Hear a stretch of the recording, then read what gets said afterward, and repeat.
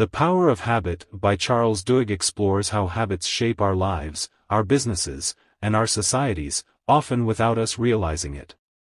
The book explains that much of human behavior is driven by habits, automatic routines that allow the brain to save energy. While habits can help us function efficiently, they can also trap us in destructive patterns if left unchecked.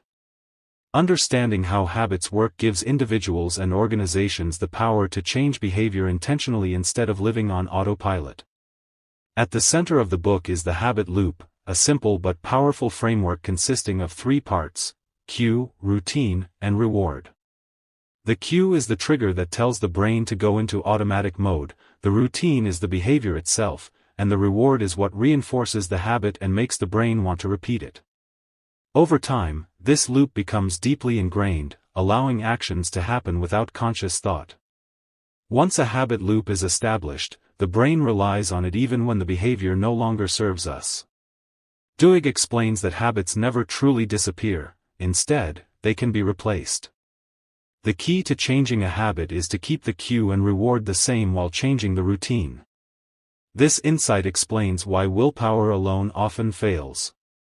People try to remove bad habits without understanding the underlying craving that drives them.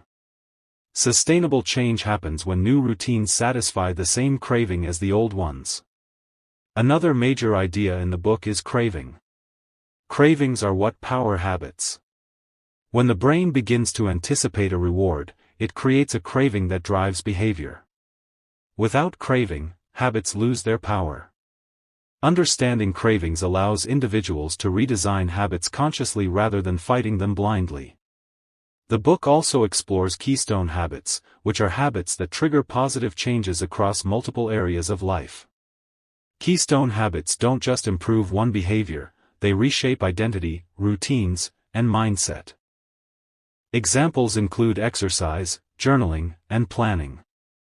When keystone habits change, they create a ripple effect that makes other habits easier to build or break.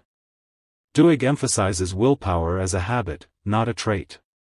Willpower can be trained and strengthened through practice and structure.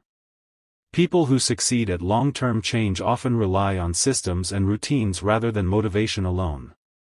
Willpower works best when it is conserved and supported by environment design. The book shifts from individuals to organizations, showing how companies use habits to influence consumer behavior. Businesses analyze cues and rewards to design products and marketing strategies that fit seamlessly into customers' routines. While this can improve convenience, it also raises ethical questions about manipulation and responsibility.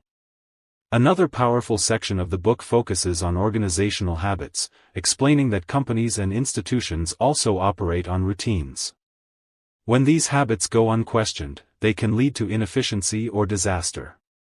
When leaders identify and reshape organizational habits, they can transform culture and performance without micromanaging individuals.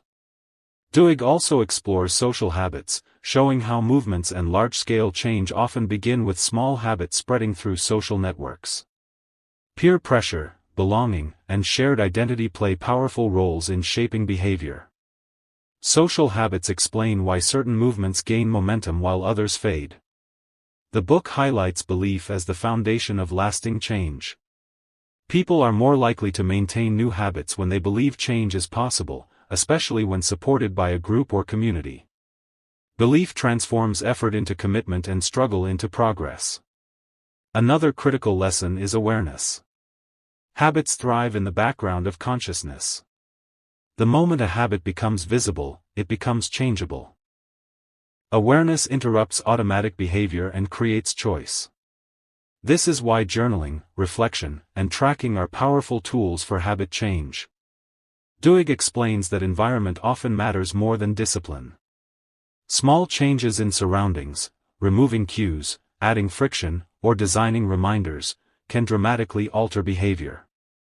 People who succeed at habit change often redesign their environment rather than relying on self-control. The book also addresses habit responsibility, explaining that while habits influence behavior, individuals are still responsible for changing them once they become aware. Understanding habits is not an excuse, it is a tool for accountability and growth. Toward the end, Duhigg emphasizes that habits shape identity. When people change habits, they don't just change actions, they change how they see themselves. Identity-based habits are more resilient because behavior aligns with self-image. The ultimate message of The Power of Habit is that change is possible for anyone. Habits are not destiny. By understanding the science behind behavior, individuals and organizations can reshape routines, build better systems, and create lasting transformation. Small changes, applied consistently, can lead to extraordinary results.